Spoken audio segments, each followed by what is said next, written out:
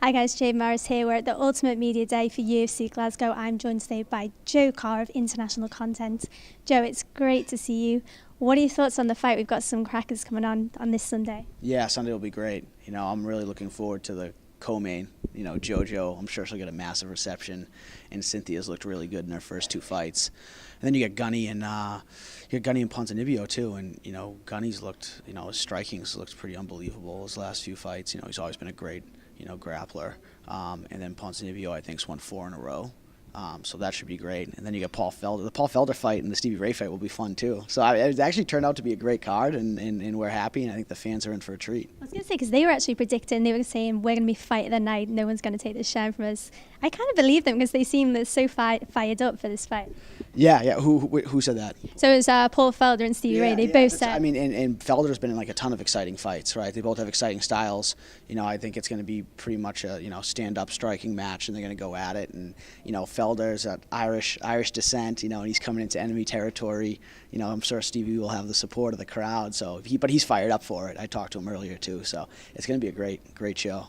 Honestly, going back to Gunnar Nelson, I think people were quite surprised that obviously he took this fight because his coach, John Cavano, he was pushing for the Wonderboy fight. Obviously, he's injured at the moment, and he said, well, I just want to get back in there. Did that surprise you guys as well, that he did just want to jump back in rather than waiting for a higher-ranked opponent? Yeah, I mean, I think a lot of these guys, they need to stay active, right?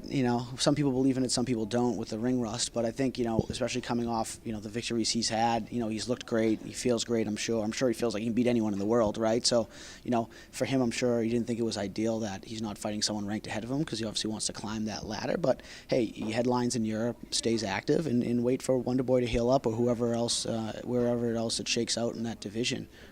So we'll see where it goes, but I'm glad he took the fight because we're in for a treat. And honestly, if he does win, can we expect, obviously once Wonderboy is healed up, can we expect that fight hopefully maybe in Europe? I don't know. I mean, you never say never. I don't know. I don't know what Wonderboy's timetable is, and I don't know, if that was a fight that had actually been discussed before the injury or not. I don't know if that's what the matchmakers have in mind. I mean, it seems like a pretty interesting stylistic matchup to me.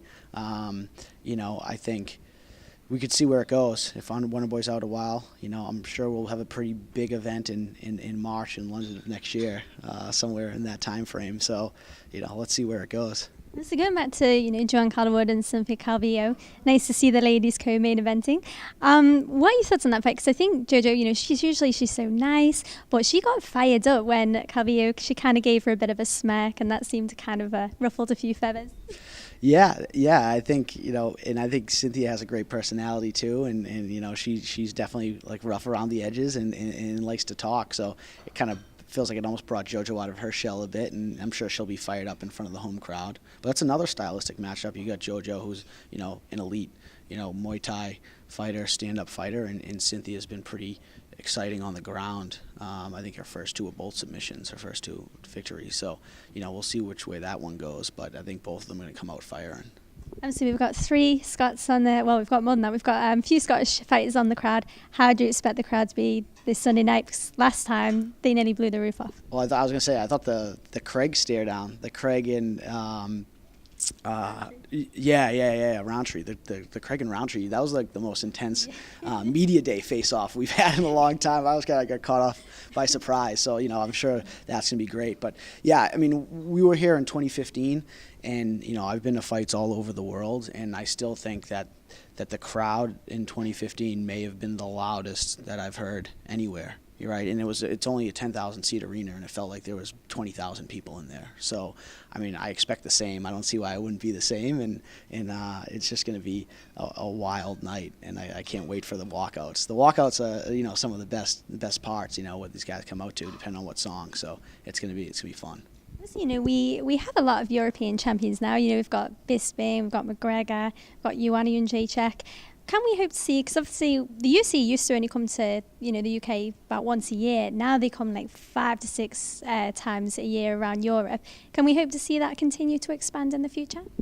Yeah, I'm fairly confident that if we wanted to do 10 events a year in Europe, we could. I think a lot of it has to do with, we like our event output right now around 40 events, and obviously we have other markets to fill. But I think what I'm more focused on, honestly, is bringing bigger fights to Europe, right? So in bigger fights in prime time. All right, so that's the issue. Is when you think about UFC 204 with Bisping in Manchester, obviously it was great. It was a championship fight, a pay-per-view in Manchester. But at the end of the day, it was still on in the middle of the night, right? So outside of the city of Manchester or the people that were in the arena, if you're sitting in London, if you're sitting in Paris, anywhere, what's the difference between being in Manchester or being in the U.S.? You're still up at 3 or 6 in the morning, right? And it doesn't have as much of an impact. So I think what we need to figure out is how do we bring these championship fights in prime time to Europe?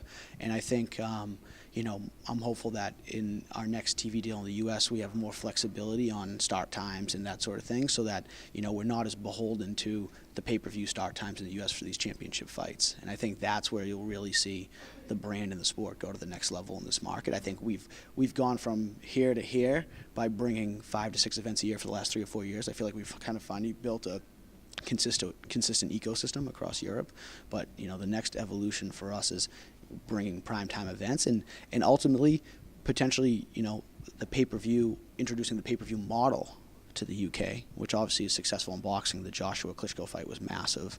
I think the Conor Mayweather fight's going to be massive on pay-per-view in the UK. So at some point you'd think, hey, can we do a primetime event in the UK on UK pay-per-view and still do the matinee show in the US on pay-per-view? That's the ultimate goal.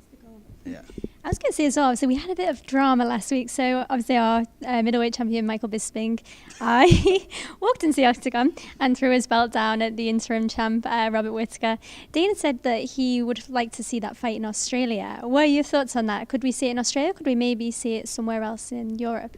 Yeah, I think we need some more visibility on Whittaker's knee. I think he mentioned that it was banged up a bit, so I don't know how long he's going to be on the shelf. And then if he is on the shelf for a while, is Bisping going to want to sit and wait or whatnot? But yeah, I mean, I think our locations are fairly locked through the end of this year, but I think we were looking at the first quarter of next year going to Perth. Now that's finally legal in Western Australia, and we were debating bringing a pay-per-view there. Right, so yeah, because it's easier with the time zones because it's Sunday afternoon there. But it'd be unbelievable if the stars aligned and we could figure out that fight for that pay-per-view. It's so far in advance. You know how crazy the sport is and how fast things change. And who's fighting who and locations and timings. But Whittaker looks good. He looks like he's one of those guys that's going to have staying power. And I think at some point there will be a title fight in Australia, so we'll keep your fingers crossed, I guess. Fantastic. Well, we look forward to see that, and also UFC Glasgow Sunday night. Don't forget to tune in. Thank you very much. Yeah. No, thank you.